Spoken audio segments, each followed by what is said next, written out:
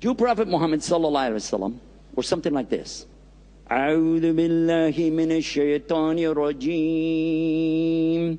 Bismillahir rahmanir rahim. Iqra bismi rabbikal ladhi khalaq. Khalaqal insana min alaq. Iqra wal rabbukal akram. Alladhi alamu bil kalam. Alamal insana ma lam yalam. The class becomes totally silent. They've never heard anything like this before. It's something beautiful. Even some people feel like a tear coming to their eye. They don't know why. They don't know Arabic, but something they feel. What was that he read? Professor is like a statue. He's not moving at all anymore. And the boy continues. He said, sir, the words you just heard came 1,400 years ago from the creator of everything that exists.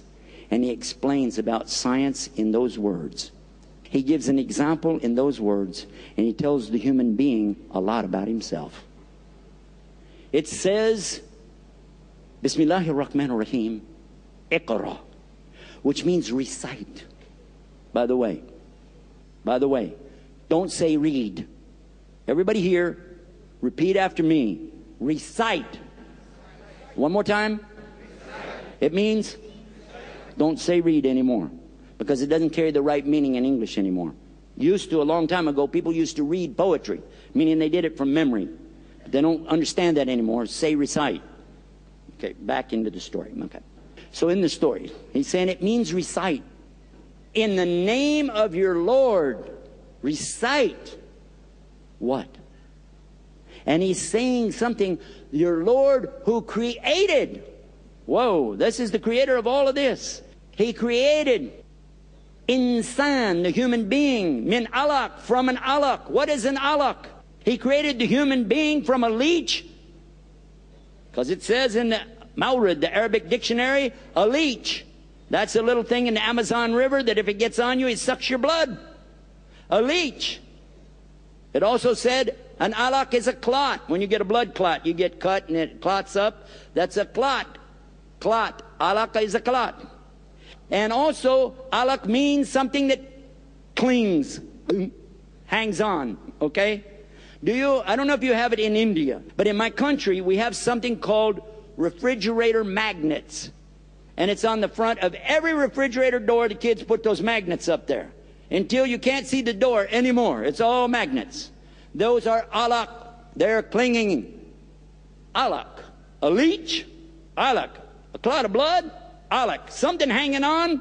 And now, in the last couple of decades, they discovered, I'm talking about now, not 1,400 years ago, that under a microscope they can now prove exactly what a human being looks like when he's conceived in the womb of the mother.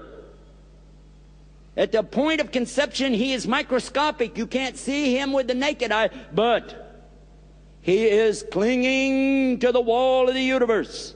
And he's hanging on there, shaped like a what? A leech. And he forms a clot of blood right there. And every time I ask any doctor of gynecology about this, he said that's exactly the description. And Dr. Keith Moore in Toronto, Canada, the top embryologist in the world, said these same words over a decade ago. And we have it on our website, islamtomorrow.com. I worked my commercial right into the, sorry. IslamTomorrow.com, IslamTomorrow.com. We're open 24 hours a day and plenty of free parking. Back to the program in progress. Okay, so here we're back in the professor's university. The boy's telling the professor, back on track, okay? The alaq described here is mentioned by Dr. Keith Moore, and it is in the video on the website. Go listen what he said. He said the description in the Quran of the formation of the fetus inside of the uterus is exactly what we've come to know now. It's no longer a theory. It's testable evidence. And the shape of this, the way it's shaped. And then when Allah speaks about the continuation of the development to the stage of an alaq, mudghah, nutfah, all of these things that Allah mentions exactly fit the description what we know today. And he said, who? A non-Muslim, who is the doctor of embryology for the world. And he said it's impossible that anybody at the time of Muhammad sallallahu alaihi wasallam knew such as this. Therefore, he said this Quran must be from who? Allah. And he said the word in Arabic, Allah. So please, if you're going to preach to me from your scientific point of view, please use your own testable evidence. Maybe you never heard of the Quran before. Maybe you don't know in Surah Al-Rahman 55, verse 33. He talks to us about the other side, away from ourselves, to the universe and beyond. Anyway, it says, "O you assembly of jinn and mankind, go ahead and try to go through the layers, the zones of the atmosphere of the heavens and the zones of the earth, and try to get out beyond that. Go ahead, try to go to outer space. Go ahead. But you will never transgress those zones and those layers ever. You're never going to go to outer space. Illa bi sultan.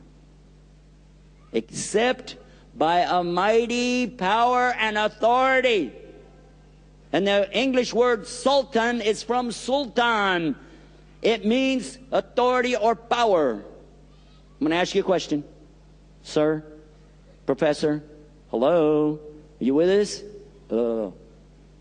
Sir, when you buy your fuel for your car, how do you buy it? Well, what do you mean? How do you buy it? What quantity? Well, I buy it by the liter. Okay, in the United States, they buy it by the gallon. Yes, and what's your point? Well, it costs a lot of money, sir. Yes, it does. But do you know whenever at NASA, when they buy fuel for those rocket ships to put them in outer space and to put those satellites up there, they don't buy it by the liter. They don't buy it by the gallon. They buy it by the ton. Ton.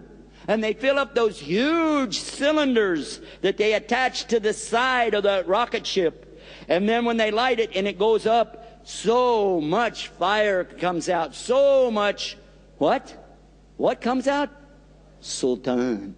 So much power coming out of there to lift that thing up, up, up, up, up, up. And then when it gets up there, they throw away those cylinders. Because they're through those layers now. They don't have to do that anymore. When it gets up easier, then little small jet, boom, and send it up.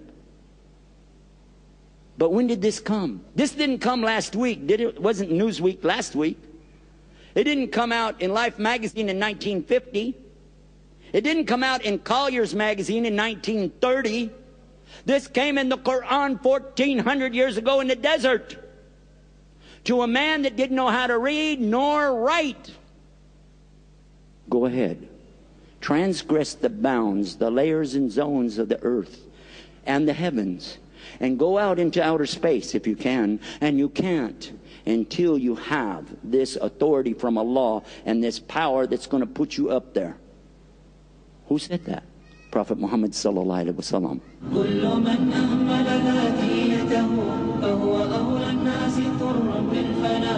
Well, son, I still don't see your point. I don't get it. It's all right, sir. We'll go slow for those who are not paying attention. In this same book, it uses the word autad. Autad means what?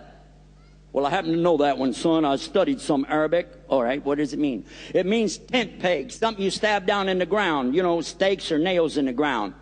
Good. It's exactly what it means. But Allah used it to describe the jabal. What is jabal? Well, that means mountain, boy. You're right. It means mountain. And Allah describes that the roots or the tent pegs coming down off the mountains go down deep, deep, like tent pegs into the ground. Something that nobody knew until the last century. And it's in the books of geography, and it's on our website, commercial, islamtomorrow.com. You can go see it there, talking about the Quran, the science in the Quran. Check it out. And what about when Allah tells us about the Bahrain, two seas, where the two seas come together, same surah, same chapter.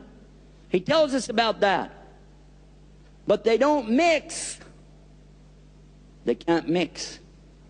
And when Jacques Cousteau, the eminent scientist from France, discovered